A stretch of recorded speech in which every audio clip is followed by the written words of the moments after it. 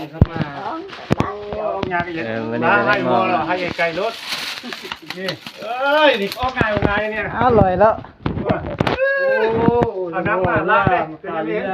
น้ำจะคุบล้างเลย เอาออกขาอยู่มั้ยยังมันนะ เด้อเป็นยังออกเว้ย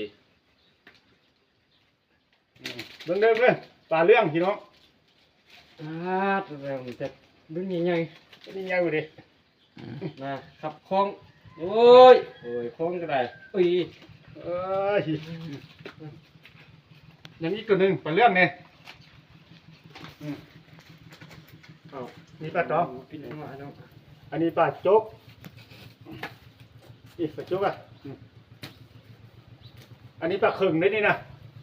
ปลาเข่งเนี่ยปลานั่งเนี่ยอันนี้ก็ปลาโจ๊กเนี่ยประมาณเจ็ดโลประมาณ8 โล 10 โล10 โลเนี่ยล้างหน่อย ล้างดีๆป่ะ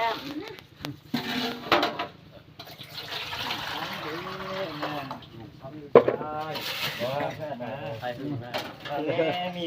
เล็ดป้านี่แน่